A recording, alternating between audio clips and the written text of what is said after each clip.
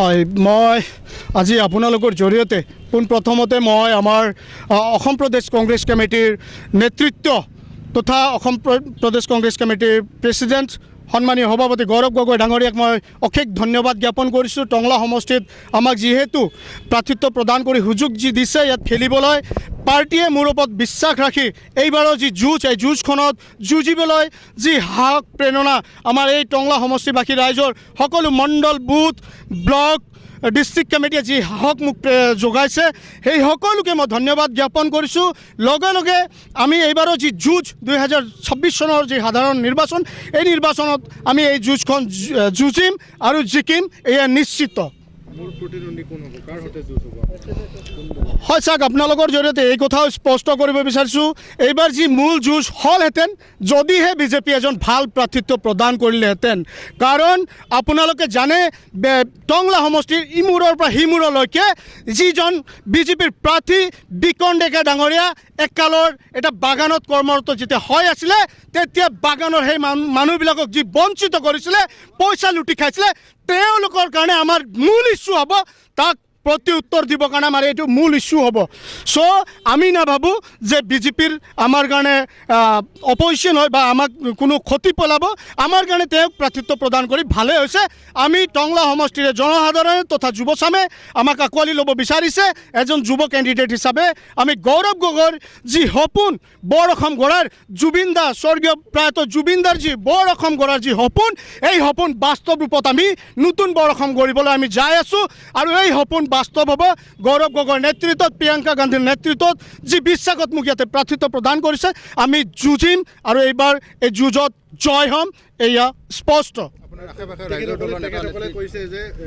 কংগ্ৰেছ বা UPP ইয়াত কোনো ধৰণৰ ফেক্টৰ নহয়, NDAৰ পাৰ্টিৰ লগত কোনো ধৰণৰ ফেক্টৰ নহয় বুলি কৈছে। চাওক, ইতিমধ্যে বিজেপিৰ যি কৰ্মকাণ্ড ৰাইজে গম পাইছে। মানুহক নিৰ্বাচনৰ আগমুহূৰ্তত স্কিমছ দিয়া বিলোৱা এইবিলাক নাটক তেওঁলোকে আৰম্ভ কৰিছে। আৰু পোনে পোনে মই ক'ব বিচাৰিছোঁ, সকলোৱে মনত ৰখা দৰকাৰ যে বিহাৰত যি নিৰ্বাচন হৈছিলে তাতে মানুহবিলাকক 10,000 কৰি মহিলাক যি আঁচনি দিছিলে সেই আঁচনি পুনৰাই চৰকাৰত শাসনত অহাৰ লগে লগে তেওঁলোকে পুনৰ নটিছৰ জৰিয়তে প্ৰত্যেক মানুহৰ পৰা সেই 10,000 টকা উভতাই লিয়া যি ষড়যন্ত্ৰ কৰিছিলে, অসমৰ জনসাধাৰণৰ এইটো বুজাৰ দৰকাৰ। আমাৰ আই মাতৃসকল যে অসমৰ ঋণৰ বোজা যি হৈ আছে সেই ঋণৰ বোজাটো আমাৰ পৰাই প্ৰতিশোধ কৰিবলৈ সিহঁতে বিজেপিৰ এই নাটক যিটো চলিছে। চ' আমি কৈছোঁ আমাৰ আই মাতৃসকলক, ভাইটি ভণ্টিসকলক যিসকলে বিভিন্ন আঁচনি পাইছে আপোনালোকে লওক, কাৰণ এই পইচা আমাৰে পইচা। আপোনালোকৰ বিভিন্ন বস্তু পাতি কিনাৰ যি টেক্স কৰ লৈছে সেই পইচাবিলাকে আমাৰে পইচা লৈ আমাক 1250 টকা দিছে।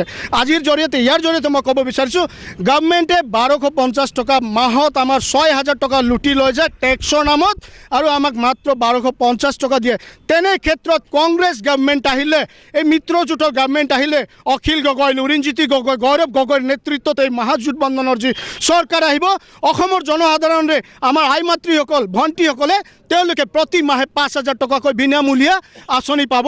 এয়া স্পষ্ট বাৰ্তা আমাৰ ৰাহুল গান্ধী, প্ৰিয়ংকা গান্ধী, গৌৰৱ গগৈৰ দ্বাৰা এইটো দিয়া হৈছে, প্ৰতিশ্ৰুতি দিছে আৰু এই প্ৰতিশ্ৰুতি পূৰ্ণ কৰিব। কাৰণ কংগ্ৰেছ চৰকাৰ য'ত য'ত যোনটো ষ্টেটত আছে, ৰাজ্যত আছে, তাত যিবিলাক আঁচনি কংগ্ৰেছ গভৰ্ণমেণ্টে কৈ গৈছে নিৰ্বাচনৰ আগমুহূৰ্তত, সেই চৰকাৰ হোৱাৰ লগে লগে সেইবিলাক আঁচনি পুনৰাই ৰাইজক দিয়াৰ বাবে ব্যৱস্থা কৰিছে।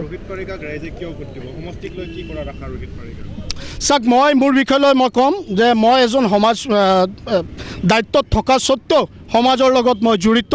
লগতে যুৱচাম হিচাপে এই টংলা সমষ্টিত যিবিলাক প্ৰাৰ্থিত্ব আছে তাতে সকলোৱে অল অফ এজেড আৰু ৰাইজে যুৱচাম বিচাৰে। যুৱকসকলৰ সমস্যা সমাধান কৰাৰ কাৰণে আমি ৰাইজৰ হৈ আগুৱাই যাম। আৰু এই যুঁজ যি যুৱচামৰ যি কৰ্মসংস্থাপনৰ বাবে আমি মোৰ প্ৰথম দাবী হ'ব, মোৰ ইছ্যুজ হ'ব যে যুৱচামক আমি প্ৰত্যেক দিশত কাম কাজৰ হওক বিভিন্ন সহায় সহযোগ কৰাৰ কাৰণে আমি আগুৱাই যাই কাম কৰিম।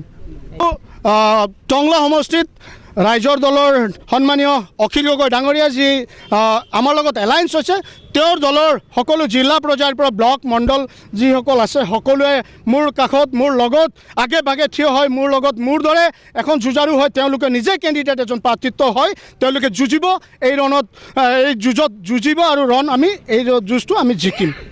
ধন্যবাদ।